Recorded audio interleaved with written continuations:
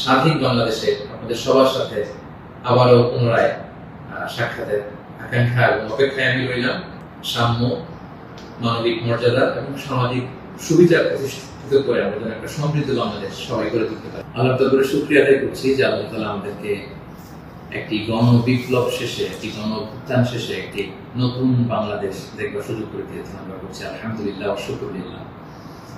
আল্লাহ তাআলার শুকরিয়ার পাশাপাশি আমি এই বিপ্লবের সাথে গণ বিপ্লব, গণ অভ্যুত্থানকে যারা নেতৃত্ব দিয়েছেন, লিড দিয়েছেন, এটাকে যারা সমর্থন জুগিয়েছেন, তাদের সবাইকে প্রাণ ঢালা শুভেচ্ছা এবং অভিনন্দন জানাচ্ছি। এই বিপ্লবকে বাস্তবায়ন করবার জন্য যারা নিজের দেহের তাজা রক্তটুকু বিলিয়ে শাহাদাত বরণ করেছেন, আমি শুরুতেই তাদেরকে গভীর শ্রদ্ধার সাথে স্মরণ করছি। তাদের রূহের মাগফিরাত কামনা করছি এবং শাহাদাতের সর্বোচ্চ মাকাম আল্লাহ সুবহানাহু ওয়া তাআলার কাছে আমি কামনা করছি। পাশাপাশি যারা আহত হয়েছেন তাদের সুস্থতা কামনা করছি এবং আমাদের তরুণ মুক্তিযোদ্ধা ভাইয়েরা যারা সামনে থেকে এই বিপ্লবকে লিড দিয়েছেন, তাদেরকে আমার পক্ষ থেকে রইল প্রাণ ঢালা শুভেচ্ছা এবং অভিনন্দন। বিশেষ করে বৈষম্য বিরোধী ছাত্র আন্দোলনের যে নেতৃবৃন্দ বা সমন্বয়ক ভাইয়েরা, যারা আপনারা এখনো পর্যন্ত অনেক পরিশ্রম করে যাচ্ছেন, আমাদের সকলের পক্ষ থেকে আপনারা সালাম জানবেন, শ্রদ্ধা জানবেন এবং ভালোবাসা জানবেন। পুরো দেশব্যাপী আনন্দ, উল্লাস, উচ্ছ্বাস, মানুষের মধ্যে একটা ঈদ ভাব আমরা গত অল্প কয়েকদিন আগে ভাবতে পারেন যে আল্লাহ তাআলা এত দ্রুত আমাদের হাতে বিজয় তুলে দিলেন। একটা সাময়িক বিজয় অর্জন করেছি, কিন্তু আমাদের সংকট কিন্তু কাটেনি, অন্ধকার কাটেনি। এখন আমরা গত রাতে কিছু ক্যাওটিক সিচুয়েশনের কথা শুনেছি বাংলাদেশে, আপনারা দেখেছেন অনেকে। আমি নিজেও খুব ক্লোজলি ফলো করছিলাম, সারা রাত ঘুমাতে পারিনি, ফজর করে আমি ঘুমিয়েছি। তো এজন্য আমাদেরকে সজাগ থাকতে হবে, সম্মানিত ভাই বোনেরা, সজাগ থাকতে হবে, ঐক্যবদ্ধ থাকতে হবে। মাইলস টু গো, অনেক দূর আমাদেরকে যেতে হবে। আন্দোলন বা বিপ্লবের এটা হচ্ছে আন্দোলন শেষে একটা সফল বিপ্লব বা গণ অভ্যুত্থান শেষে এটা হচ্ছে প্রথম ধাপ, যে স্বৈরাচারের পতন হয়েছে। এখন হচ্ছে আমাদের দেশ গড়বার সময়। এই সময় আমাদেরকে অত্যন্ত ধৈর্যশীলতার পরিচয় দিতে হবে, দায়িত্বশীলতার পরিচয় দিতে হবে। বিজয়ীরা দায়িত্বশীল হয়, আর যদি দায়িত্বশীল অ্যাটিটিউড আমরা দেখাতে পারি, তবে এই বিজয় কিন্তু আমাদের টেকসই হবে। সো অনেক ধরনের ষড়যন্ত্র আশেপাশে ঘুরপাক খাচ্ছে, দেশি বিদেশি। আমাদেরকে সজাগ থাকতে হবে, সচেতন থাকতে হবে। বিজয় উল্লাসে মেতে আমরা যেন আবার কোনো ভুল করে না বসি, বিপ্লবের পরে কোনো প্রতি বিপ্লবকে যেন আমরা স্থান না দিই। এই হচ্ছে প্রথম রিমাইন্ডার আমাদের প্রতি। 2 নম্বর যে কথাটা বলবো, আমাদের বাংলাদেশে আমরা মুসলিমরা ছাড়াও আমাদের হিন্দু ভাই বোনরা, আপনার সাথে আমরা একসাথে মিলেমিশে একাকার একসাথে আমরা থাকি। আমাদের খ্রিস্টান ভাই বোনেরা আছেন, বৌদ্ধ ভাই বোনেরা আছেন। সো সংখ্যালঘুদের কোনো উপাসনালয়ে যেন কেউ আক্রমণ করতে না পারে, এটা খেয়াল করতে হবে। কিছু কিছু ঘটনা আমরা শুনেছি যে বিভিন্ন জায়গায় হিন্দুদের মন্দিরে আক্রমণ করা হচ্ছে, অগ্নিসংযোগ করা হচ্ছে। সো এটা কিন্তু অনেক বড় ধরনের একটা ষড়যন্ত্র। আমরা বছর 2 আগে আমার মনে আছে যে কুমিল্লাতে নানুয়া দিঘির পাড়ে হনুমানের পায়ের উপরে কোরআন রেখে কি তুলকালাম কাণ্ড হয়ে গেল। সো যারা ক্ষমতা ছেড়ে পালিয়েছে, তারাই দেখা যাবে যে ভাড়াটে করা লোকজন দিয়ে সেখানে আগুন দিয়ে আল্লাহু আকবার স্লোগান দিবে, নারায়ে তাকবীর, আল্লাহু আকবার স্লোগান দিয়ে বোঝাতে চাইবে যে ইসলামপন্থীদের কাজ এটা, মাদ্রাসার ছাত্রদের কাজ এটা। সো এত কাঁচা কাজ যেন আমরা না করি, আমরা যেন তাদের এই ফাঁদে পা না দিই, আমরা যেন সচেতন থাকি। বিশেষ করে মাদ্রাসার ছাত্র ভাইদেরকে, আমরা কলিজার টুকরা মাদ্রাসা, আলিয়া মাদ্রাসা, কওমি মাদ্রাসার ছাত্র ভাইদেরকে আমি বলবো, আপনারা আপনাদের নিজ নিজ থানা, গ্রামের, এলাকার হিন্দু মন্দিরগুলো নিজ দায়িত্বে পাহারা দেন। প্যাট্রোলিং করবেন ভাগ করে করে, সকালে বিকালে কারা দায়িত্ব পালন করবেন। মাদ্রাসার শিক্ষক যারা আছেন তারা এটা দেখভাল করেন। সামনের 1-2 দিন খুবই গুরুত্বপূর্ণ। আমরা চাই না যে আমাদের বিজয়টা এভাবে নষ্ট হয়ে যায়। এই জাতীয় ষড়যন্ত্র যারা করছে তাদের ষড়যন্ত্রকে আপনারা নস্যাৎ করবেন সংঘবদ্ধ ভাবে। সো এটা আমাদেরকে খেয়াল রাখতে হবে। কিছু অগ্নিকাণ্ড বা বিচ্ছিন্ন ঘটনা যদি ঘটে, দেখা যাবে যে যারা এই বিজয়ে খুশি না, তারা এটাকে ইন্টারন্যাশনালি তারা এটা প্রোপাগেট করবে। তারা বলবে যে Bangladesh is on terrorist attack, জঙ্গি অ্যাটাকে কবলে পড়েছে বাংলাদেশ, ব্লা ব্লা, অনেক ন্যারেটিভ তারা দাঁড় করাবে এবং এটা করতে তারা বড় করবে। সো আমরা এত সহজে এই বিজয়কে নষ্ট হতে দিব না। আমার 2 নম্বর রিমাইন্ডার হচ্ছে আমার প্রিয় বিপ্লবী ভাই এবং বোনদের প্রতি, বিশেষ করে মাদ্রাসার ছাত্র ভাইদের প্রতি আপনারা খেয়াল করে সংখ্যালঘুদের কোনো স্থাপনাতে উপাসনালয়ে যাতে এই জাতীয় ঘটনা না ঘটে ক্লোজ অবজারভেশন করুন, পাহারা দিন, নিরাপত্তা দিন, এটা আমাদের দায়িত্ব। আমরা এবার যদি ভুল করে ফেলি তাহলে বাংলাদেশ ইসলাম অনেক পিছিয়ে যাবে, বাংলাদেশ সমৃদ্ধ বাংলাদেশ গড়বার স্বপ্ন এটা অনেক পিছিয়ে যাবে। 3 নম্বর যে কথাটি আমি শেয়ার করতে চাই সেটা হচ্ছে আমরা প্রায় বলি যে ইতিহাসের সবচেয়ে বড় শিক্ষা হচ্ছে যে মানুষ ইতিহাস থেকে শিক্ষা নেয়। আমরা যেটা দেখলাম প্রায় 1.5 যুগ ধরে বা 1.5 দশক ধরে যে ক্ষমতাসীন দলটি ছিল তারা যখন আজকে বিদায় নিল, বিদায় তো না, বেসিকলি তারা বাধ্য হয়ে ক্ষমতা ছেড়ে পলায়ন করেছে। তো তাদের বিদায়টা আসলে কেমন হলো যদি আমরা একটু বিশ্লেষণ করি, অ্যানালাইসিস করি যে আপনার ক্ষমতার দাপটে বাকি মহিষে এক ঘাটে পানি খেতে এরকম অবস্থা। এসএসএফ আপনাকে সিকিউরিটি দিত, আপনার সামনে বহর, পেছনে বহর, কত সিকিউরিটি, কত ন্যাশনাল প্রোটোকলের ব্যবস্থা আপনি করেছেন, কিন্তু আজকের বিদায়টা আপনার কেমন হয়েছে? পুরো দেশব্যাপী গণধিক্কার, ঘৃণা, বদয়া ছাড়া কিছু আপনি চিনতে পারেন। সো এ থেকে আমাদের রাজনীতিবিদদের, আমাদের সকলের শিক্ষা গ্রহণ করা উচিত। আপনার বিদায় কেউ কাঁদেনি, কেউ কোনো সংবর্ধনা দেয়নি, সহমর্মিতা জানায়নি, বরং আপনার অস্তিত্বই ছিল হুমকির মুখে।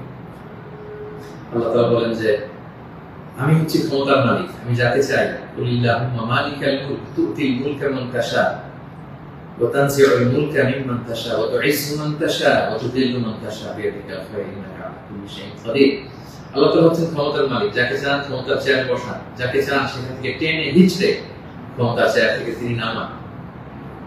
তিনি যাকে চান সম্মান দেন, যাকে চান তিনি অপদস্থ করেন, লাঞ্ছিত করেন। তার জলজান্ত প্রমাণ আমরা গতকাল কিন্তু দেখেছি। এবং তিনি হচ্ছেন ফাআলুল লিমা ইউরিদ, তিনি যখন যা চান তাই করতে পারেন। এর জন্য তাকে কারোর কাছে জবাবদিহি করতে হয় না, রিপোর্টিং করতে হয় না। তিনি কুন ফায়াকুনের মালিক, তিনি হওয়া বলতে হতে দেরি হয় না। তিনি পাহাড়কে দরিয়া করেন, দরিয়াকে পাহাড় করেন, তিনি সম্মানিতকে অপদস্থ করেন, তিনি সমাজের লাঞ্ছিত অপমানিত লোকটাকে সম্মানের চেয়ারে বসিয়ে দিতে পারেন। তিনি হচ্ছেন আল্লাহ সুবহানাহু ওয়া তাআলা। মনে রাখতে হবে তিনি ক্ষমতার মালিক। আমরা যেন এটা ভুলে না যাই, ক্ষমতার চেয়ার পেলে আমরা যেন ভুলে না যাই যে আমি ক্ষণিকের জন্য এসেছি। সামনে যারা ইন্টারিম গভর্নমেন্টের লিড দিবেন, 3 মাস 6 মাস পরে জাতীয় ইলেকশন পরে যখন আমাদের নতুন সরকার আসবে, তারা যখন ক্ষমতার চেয়ারে বসবেন, নিজেকে এই রিমাইন্ড যেন আমরা দিই যে আমরা যেদিন বিদায় নিব, যেদিন ক্ষমতায় থাকবো, সেদিন আমি আমাকে কেমন দেখতে চাই, সেই হিসাবটুকু করে যোগ বিয়োগ দিয়ে যেন আমরা ক্ষমতায় থাকাকালীন সময় আমাদের অ্যাক্টিভিটিস গুলো পরিচালনা করি। সো এই ইতিহাস থেকে আমরা বারবার শিক্ষা নিতে ভুল করি, হোঁচট খাই, আমরা যেন এটা না করি। আমি আমাদের জাতীয় নেতৃবৃন্দদেরকে বলবো, যারা আসন্ন নির্বাচনে নির্বাচিত হয়ে আসবেন, বাংলাদেশকে নেতৃত্ব দিবেন, নতুন প্রজন্মের বা পুরাতন অভিজ্ঞদের মধ্যে থেকে যারা মিলে সরকার গঠন হবে সামনে ইলেকশন শেষে, আপনারা মেহরবানি করে এই শিক্ষাটুকু আপনারা নেবেন। এবং বাংলাদেশে এটা তো আমরা দেখে এসেছি ছোটবেলা থেকেই, একদল ক্ষমতা ছেড়ে অন্য দলের লোকেরা তাদের উপর কিভাবে আক্রমণ করে যেদিন তারা ক্ষমতা থেকে যায়, আবার তারা ক্ষমতা আসলে তারা তখন ক্ষমতা ছেড়ে অন্য বিরোধী দল তাদের উপর আক্রমণ করে। এই রেশারেশি আক্রমণ আমরা চাই না, আমরা এর অবসান চাই। আমরা ইতিহাস থেকে শিক্ষা নিতে চাই, আমরা একটা সমৃদ্ধির বাংলাদেশ ঐক্যবদ্ধভাবে একসাথে হাতে হাত রেখে কাঁধে কাঁধ মিলে গড়ে তুলতে চাই। এটা হচ্ছে আমার 3 নম্বর রিমাইন্ডার। 4 নম্বর রিমাইন্ডার হচ্ছে গতকাল আমরা দেখেছি যে স্বৈরাচারের পতনের ঘোষণার মধ্য দিয়ে পুরো বাংলাদেশ, পুরো লাল সবুজের পতাকা, পুরো 18 কোটি মানুষ আনন্দ উল্লাসে ফেটে পড়েছে। আমরা আল্লাহ শুকরিয়া আদায় করেছি, আমরা হাফ ছেড়ে বেঁচেছি, আমরা স্বস্তির নিঃশ্বাস ফেলেছি, আমরা নতুন করে একটা স্বাধীন বাংলাদেশ পাওয়ার একটা আকাঙ্ক্ষা আমাদের হৃদয়ে জেগেছে। শুধু কিন্তু দুঃখের ব্যাপার হলো আমরা মাঝে মাঝে আবেগে অথবা লোকে পড়ে অথবা হৃদয়ের জ্ঞান হারিয়ে এমন কিছু করে ফেলি যেটা আমাদের এই বিজয়কে, আমাদের অ্যাচিভমেন্টকে প্রশ্নবিদ্ধ করে, এটা ন্যায্যতাকে প্রশ্নবিদ্ধ করে। গতকাল আমরা দেখেছি যে উল্লাসিত জনতা তারা জাতীয় সংসদ ভবনে ঢুকে পড়েছে, গণভবনে ঢুকে পড়েছে। সেখানে যে লুটপাট, চুরি, যা বলা যায়, এগুলো সব ধরনের কাজগুলো করেছে এবং এগুলো কিন্তু লাইভ ব্রডকাস্ট হয়েছে, বিশ্বব্যাপী ছড়িয়েছে। আপনারা আসলে কি মেসেজ দিলেন? আমাদের দেশের ছাত্র জনতা তারা কি লুটপাট করে? যারা ক্ষমতা ছেড়ে পালালো তারা তো এটাকে ইন্টারন্যাশনালি প্রোপাগান্ডা বানাবে যে দেখুন কিরকম লুটপাট, চুরি, আক্রমণ এগুলোর মধ্যে দিয়ে তারা গণভবনকে দখল করছে, তারা একটা ইস্যু মানে। তো এই ব্যাপারটাকে আমি খুবই অপছন্দ করেছি, খুবই খুবই। আমি বলবো না যে শিক্ষিত ছাত্র জনতা এমন করেছে, যেহেতু উল্লাসিত জনতা সেখানে ঢুকে পড়েছিল, এখানে ভালো মানুষ ছিল, খারাপ মানুষ ছিল, ছিচকে চোর ছিল, টোকাই ছিল, তারা এগুলো করেছে। কিন্তু আমি দেখে অবাক হয়েছি মাঝে মাঝে অনেক ভালো ফ্যামিলির ছেলে পেলে অথবা নামাজি দেখে প্র্যাকটিসিং মনে হয়, তারাও এরকম ছবি দিয়েছে। কেউ গণভবনের বালিশ, কেউ চেয়ার, কেউ টেবিল, কেউ পাঙ্গাস মাছ,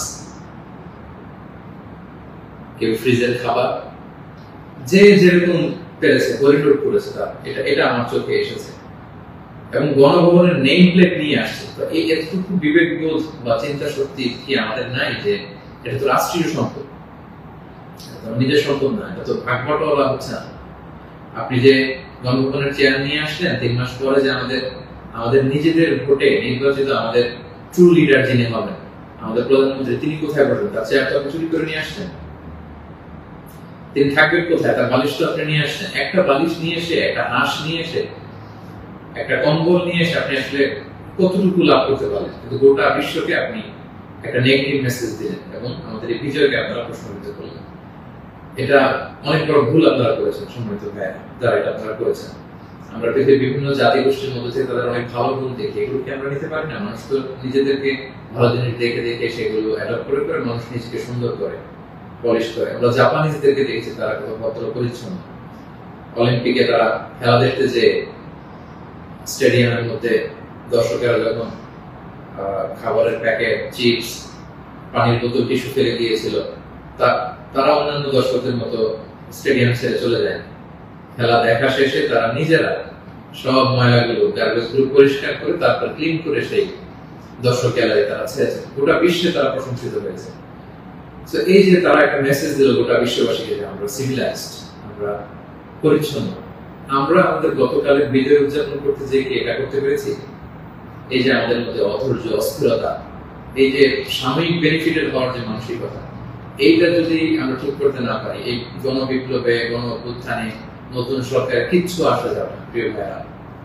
মানে I'm telling you the truth, I'm telling you the reality, এটা আপনাদের মনে রাখতে হবে। বাস্তবতা হচ্ছে আমরা যেমন, আমাদের নেতারাও যেমন। আমরা গতকাল হরিলুট করেছি, আমাদের নেতারাও হরিলুট করেছে। আমরাও চুরি করেছি, তারাও মানে চুরি করতো। আমরা আসলে সুযোগের অভাবে সব বাস্তবতা যেটা, কথাগুলো এই মুহূর্তে বিজয়ের মুহূর্তে তিক্ত হলেও আমাকে ইসলামিক পয়েন্ট অফ ভিউ থেকে এই রিমাইন্ডার গুলো আমাকে বলতে হচ্ছে। আমি সরি ফর দ্যাট। তারা পদ্মা সেতুতে দুর্নীতির সুযোগ পেয়েছে, ওই লুট করেছে। তারা দেশের বড় বড় মেগা প্রজেক্টে লুট করেছে, আর আপনি ছোট্ট জিনিস লুট করার সুযোগ পেয়েছেন, ওইটা করেছেন। কোনো পার্থক্য নাই। তারা করেছে বড় বড় হরি লুট, আপনারা করেছেন ছোট ছোট চুরি লুট। এই তো পার্থক্য তো আমাদের এতটুকুই। এই জিনিসটা আমাদেরকে বুঝতে হবে যে এগুলো রাষ্ট্রীয় সম্পদ, সেখান থেকে একটা সুতা কেন আমরা টাচ করবো? আপনারা গণভবন ঘেরাও করেছেন, ভেতরে যে উল্লাস করবো, তাকবীর দিন। এমন দেশটি কোথাও খুঁজে পাবে না তুমি, সকল দেশের রানী সেজে আমার জন্মভূমি, গলা ছেড়ে দিয়ে সবাই মিলে কোরআন গান ধরতে, গোটা বিশ্ব দেখতো আমরা কত সিভিলাইজ, আমরা কত সভ্য করবো। সেটা না করে আপনারা ভাঙচুরের মতো কাজ, লুটপাটের মতো কাজ আমরা করে ফেলছি। আমি বলবো না যে সবাই বুঝে করেছেন, অনেকে রাগ থেকে, ক্ষোভ থেকে, ঘৃণা থেকে এটা করেছেন, কিন্তু কাজটা ভুল করেছেন। প্রথম যেটা করতে হবে, আপনাদেরকে আল্লাহর কাছে ক্ষমা চাইতে হবে। আল্লাহর কাছে ক্ষমা চান। দ্বিতীয়ত এগুলো ফেরত দিয়ে আসতে হবে প্রিয় ভাই। আমাদের ছাত্র বন্ধুরা এগুলো কালেকশন করছে এবং ছাত্র ভাইদেরকে আমি বলবো যারা এগুলো আবার রিটার্ন দিতে আসবে তাদেরকে যেন আমরা ব্লেম না করি, পার্সোনা না করি। তারা তাদের রিয়েলাইজেশন থেকে নিয়ে আসছে, এগুলো তারা রিসিভ করুন। কারণ এগুলো রাষ্ট্রীয় সম্পদ, নতুন গভর্নমেন্ট আসলে আবার নতুন করে রাষ্ট্রীয় অর্থ ব্যয় করে এগুলো আমাদেরকে আবার মেরামত করতে হবে, ঠিক করতে হবে সময় সঙ্গে। এবং একজন মুমিন এই কাজ কখনো করতে পারে না। একজন বিশ্বাসীর সাথে এই ধরনের মাইন্ডসেট, অ্যাটিটিউড যায় না প্রিয় ভাই বোনেরা। ছোট একটা হাদিস বলে পয়েন্ট আমি শেষ করছি। খাইবারের যুদ্ধ থেকে রাসূল সাল্লাল্লাহু আলাইহি ওয়াসাল্লাম সাহাবাদেরকে নিয়ে ফিরছিলেন বিজয়ী হয়ে। আপনাদের মনে থাকবার কথা, ইহুদিদের বিরুদ্ধে এই যুদ্ধ হয়েছিল, 7ম হিজরির ঘটনা। ফেরার পথে রাসূল সাল্লাল্লাহু আলাইহি ওয়াসাল্লাম একদিন খাদেম রাসূল সাল্লাল্লাহু আলাইহি ওয়াসাল্লাম উটের হাওদাস ঠিক করছিল, এমন সময় একটা বিক্ষিপ্ত তীর এসে তার গায়ে লেগে সে সেখানে মারা যায়। সাহাবারা তার জন্য দোয়া করলো। তারা বললো কি খুশ নসিব তার, যুদ্ধ থেকে ফিরে আসার পথে এই মুজাহিদ শহীদ হয়েছে। জান্নাতের নীল পাখি হয়ে সে ঘুরবে। রাসূল সাল্লাল্লাহু আলাইহি ওয়াসাল্লাম বললেন, না, তোমরা এই মন্তব্য করো না, তোমরা জানো না আমার এই লাশ সে সুযোগ পেয়ে রাষ্ট্রীয় সম্পদের অর্থাৎ গনিমতের যেটা পেয়েছিল ভাগ বটোয়ারার আগে সে লোকচক্ষুর আড়ালে একটি চাদর চুরি করেছিল এবং এই জাহান্নামের এই চাদর তার গা পেঁচিয়ে তার শরীরকে জ্বালিয়ে ফেলবে, তাকে দগ্ধ করবে। আল্লাহু আকবার। অনেক লম্বা কথা, আমি সংক্ষেপে শেষ করে দিচ্ছি। সময়টা যদি আপনি খেয়াল করে দেখুন, একজন সাহাবী, বিশ্বনবীর সার্ভেন্ট, সে রাষ্ট্রীয় এই সামান্য একটা চাদর চুরি করার কারণে রাসূলুল্লাহ বললেন, শাহাদাত তো দূরের কথা, এই চাদর তাকে অগ্নিদগ্ধ করবে। তো আপনার কি ভয় পায় না? আপনি যে গণভবন থেকে বালিশ নিয়ে আসলেন, চাদর নিয়ে আসলেন, ওখানকার টিভি নিয়ে আসলেন, ওখানকার জিনিসপত্র যে আপনি কাঁধে করে নিয়ে আসেন, ফুলের টব এটা সেটা ভেঙে যে নিয়ে আসেন, এগুলো যে আগুনের লেলিহান শিখা হয়ে আপনাকে জ্বালাবে, আপনার কি ভয় হয় না? এই মাইন্ডসেটে যদি আমরা থাকি, কোনো ভালো নেতাই আমাদের কিছু করতে পারবে না। 18 কোটি জনগণের এই হাইলি পপুলেটেড দেশে কেউ এসে কিছু করে দিয়ে যেতে পারবে না যদি আমরা নিজেরা না শুধরাই। আমরা এটা ভুল করেছি, আমরা অনুতপ্ত হব, অনুশোচিত হব। যারা আমার আলোচনা শুনেন, আমাকে পছন্দ করেন, আমি হাত জোর করে অনুরোধ করব, প্রত্যেকটি জিনিস আপনারা ফেরত দিয়ে আসবেন। এগুলো রাষ্ট্রীয় সম্পদ, কোনো রাষ্ট্রীয় সম্পদকে তো সুযোগ করার অধিকার আল্লাহ তাআলা আমাদেরকে দেন। আল্লাহ তাআলা আমাদেরকে বোঝার তৌফিক দান করুন। 5 নম্বর যে পয়েন্টটি বলবো সম্মানিত ভাই এবং বোনেরা, গত রাত থেকে এখন পর্যন্ত আমি শুনেছি যে কাইন্ড অফ সিভিল ওয়ারের মতো একটা অবস্থা, গৃহযুদ্ধের মতো অবস্থা, থানা জ্বালিয়ে দেওয়া, ভিন্ন রাজনৈতিক মতাবলম্বী যারা তাদেরকে সুযোগ পেয়ে আক্রমণ করা, হতাহতের ঘটনা কিন্তু ঘটেছে। এইরকম চালিয়ে গেলে আমাদের বিজয় কিন্তু যে কোনো মুহূর্তে নস্বাত হয়ে যেতে পারে। এবং আমি সেনাবাহিনীকে বলবো, অস্থায়ীভাবে সামনের 2-1 দিনের জন্য আপনারা আর্মি ডেপ্লয় করুন সব জায়গায়, প্রতিটি থানায়, প্রতিটি ইউনিয়নে, প্রতিটি জেলায়, just to confirm and ensure the security. Interim government যখন আসবে তখন তাদের দিক নির্দেশনা অনুযায়ী তাদের লিডারশিপে আপনারা সহযোগিতা করবেন, কাজ করবেন। কিন্তু এই হানাহানি, মারামারি, রক্তপাত থামানোর জন্য, সংঘাত থামানোর জন্য আমার মনে হয় আমাদের প্রাণের ব্যাটালিয়ন সেনাবাহিনীকে আমি এই অনুরোধটুকু করবো যে জরুরি ভিত্তিতে দেশের এই সমস্ত জায়গায়, থানাগুলোতে, মন্দিরগুলোতে যেখানে সংঘাত হওয়ার সুযোগ আছে সেখানে আর্মি যেন ডেপ্লয় করা হয়। তা না হলে যে পরিমাণে হতাহতের ঘটনা ঘটেছে, এটা যদি আর 1-2 দিন চলতে থাকে এরকম, এবং সুযোগ পেয়ে একে আক্রমণ করা, ওকে আক্রমণ করা, ঝাল ক্ষোভ মেটানো, বা ভিন্ন রাজনীতিতে পাওয়ার কারণে এতদিন তারা জুলুম করেছে, আজকে তার বাড়ি জ্বালিয়ে দিব, তার ছেলে মেয়েদের অত্যাচার করবো, তার উপর আক্রমণ করবো, এটা যদি আমরা করি তাহলে আমরা ভুল করে ফেলবো। আমি আগেই বলেছি যে বিজয়ীরা দায়িত্বশীল হয়, দায়িত্বশীলতার পরিচয় দিতে হবে, তাহলে এই বিজয়টা টেকসই হবে। তা না হলে এভাবে লুটপাট শুরু হলে বলবে যে এই স্বৈরাচারী সরকার একটা দেশে ভালো ছিল, এখন তো দেখে দেশের অবস্থা আরো খারাপ। এরকম কোনো কমেন্ট যদি কেউ করার সুযোগ না পায়, কেউ যেন এই চান্স নিতে না পারে, একটা গৃহযুদ্ধের দিকে যেন আমরা চলে না যাই। আল্লাহ তাআলা আমাদের দেশকে হেফাজত করুন। এবং যারা বড় বড় অপরাধী ছিল, ক্রাইম করেছে, অবশ্যই তাদেরকে আইনের হাতে তুলে দিন, তাদেরকে ধরে রাখুন, বেঁধে রাখুন, পুলিশের হাতে দিন, সেনাবাহিনীর হাতে দিন, সংঘবদ্ধভাবে তাদেরকে আটকে রাখুন, তাদেরকে দেশ ছাড়তে, দেশ থেকে পালাতে আপনারা বাধা দিন। এই কাজটুকু করবেন। এটা ছিল 5 নম্বর রিমাইন্ডার। 6 নম্বর রিমাইন্ডার, খুব রিসেন্টলি হোপফুলি আজকে ইন্টারিম গভর্নমেন্টের রূপরেখা যারা থাকবেন সেটা বলা হবে। খুবই গুরুত্বপূর্ণ, জন্য আমি লাইভও দেরি করতে চাচ্ছি না, আমি উৎসুক হয়ে আছি এই নিউজ শুনবার জন্য। কিন্তু বর্তমানে যেহেতু সেনাবাহিনী সবকিছু নেগোসিয়েট করছে, এবং আমাদের বৈষম্য বিরোধী ছাত্র আন্দোলনের ভাইদেরকে, সেনাবাহিনীর দায়িত্বশীলদেরকে আমি বলবো যে এখনো কিন্তু সন্ত্রাসী গোষ্ঠী বা অপশক্তি দেশের বিভিন্ন জায়গায় আছে। বিশেষ করে আমরা বিভিন্ন সময় দেখেছি যে ছাত্রদের হাতে আমরা রামদা, হকি স্টিক, তারপর অস্ত্র আমরা দেখেছি। বিভিন্ন সময় আমরা ছাত্রলীগের ছাত্রদের হাতে আমি দেখেছি যে তারা সাধারণ ছাত্রদেরকে আক্রমণ করতে, একটা সারাশি অভিযান চালিয়ে গোটা দেশের ছাত্রলীগের যত সন্ত্রাসী আছে তাদের হাত থেকে এই অস্ত্রগুলো সিজ করতে হবে। শুধু ছাত্রলীগই না, এটা উদাহরণ হিসেবে বললাম, যত ছাত্র সংগঠন আছে কারো হাতে যদি কোনো আগ্নেয়াস্ত্র, অস্ত্র এগুলো পাওয়া যায়, খুব জরুরি ভিত্তিতে এগুলো পুরো দেশের সারাশি অভিযান চালিয়ে এগুলো সিজ করতে হবে। কোনো ছাত্রের হাতে, কোনো সিভিলিয়ানের হাতে কোনো গান, কোনো রামদা, এগুলো যেন আমরা কখনো না দেখি। ছাত্ররা রামদা নিয়ে ক্যাম্পাসে তারা দাপট দেখাবে, এই দৃশ্য আমরা যেন আর বাংলাদেশে না দেখি, এরকম একটি পরিবেশ যেন আমরা তৈরি করতে পারি। আমি সেনাবাহিনীর কাছে অনুরোধ জানাবো, আমি সামনে যে ইন্টারিম গভর্নমেন্ট হবে তাদের কাছে অনুরোধ জানাবো, বৈষম্য বিরোধী ছাত্র আন্দোলনের ভাইদেরকে এই বিষয়ে গুরুত্ব দেওয়ার জন্য অনুরোধ জানাবো। কারণ আমি বিভিন্ন ভাবে আমাদের কিছু সোর্স আছে, আমরা জেলায় জেলায় থানায় থানায় এরকম হতাহতের ঘটনা শুনেছি। সেগুলো আমাদেরকে নিয়ন্ত্রণ করতে হবে। সবশেষে সম্মানিত ভাই বোনেরা, আমি এই কথা বলে শেষ করতে চাই যে আমাদের ধৈর্যের পরিচয় দিতে হবে, আমাদেরকে শান্তি শৃঙ্খলা রক্ষার সর্বোচ্চ চেষ্টা করতে হবে। প্রতিহিংসার রাজনীতি আমরা বাংলাদেশে আর দেখতে চাই না, আমরা হানাহানি মারামারি এটা দেখতে চাই না। আমরা জাতি ধর্ম বর্ণ নির্বিশেষে আমরা যেন সবার প্রতি মানবিক হতে পারি, আমরা সেটা চাই। আমরা চাই মেরিটোক্রেসির ভিত্তিতে আমাদের দেশ চলবে। দেশের যতটি চাকরি দেওয়া হবে, পদায়ন হবে, যারা সচিব হবেন, যারা বিসিএস ক্যাডার হবেন, যারা সরকারি আমলা হবেন, প্রতিটা চাকরি যেন মেধার ভিত্তিতে হবে। Meritocracy should be the national policy of Bangladesh, our new Bangladesh, our new independent Bangladesh. আমি দায়িত্বশীলদের কাছে অনুরোধ করছি, আমাদের ন্যাশনাল কয়েকটা পলিসি থাকা দরকার। সিঙ্গাপুরের 3-4টা জাতীয় পলিসির মধ্যে একটা হচ্ছে মেরিটোক্রেসি।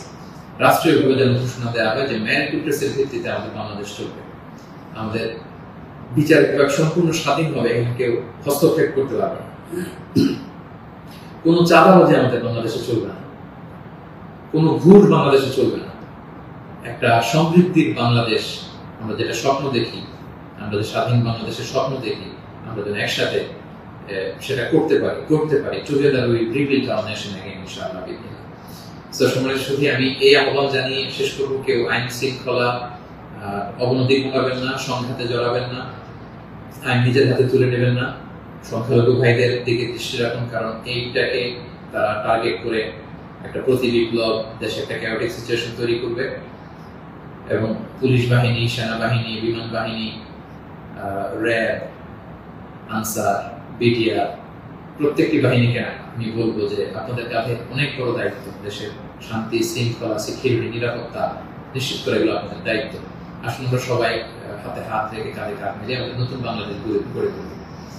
এর সামনের 1-2 দিন খুবই ক্রুশাল। আপনারা কেউই অস্থির অধৈর্য হয়ে রাগে বসে বিভিন্ন থানা জ্বালিয়ে দেওয়া হচ্ছে, আমি শুনছি। সাধারণ পুলিশদের উপর আক্রমণ করা হচ্ছে। প্রিয় ভাইয়েরা, পুলিশরা খুব অল্প বেতনের চাকরি করে, তারা আমাদেরকে নিরাপত্তা দেয়। তো তারা উপরের অর্ডারে এতদিন এগুলো করেছে, তাই বলে আপনি পুলিশের উপরে আক্রমণ করতে পারেন না।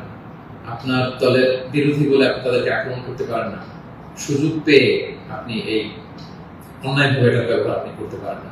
আমরা যেন সুশৃঙ্খল থাকি, আমরা যেন দায়িত্বশীলতা পরিচয় দিই। সম্মানিত সুধী, একটা মানবিক বাংলাদেশ, একটা সাম্যে পরিপূর্ণ একটা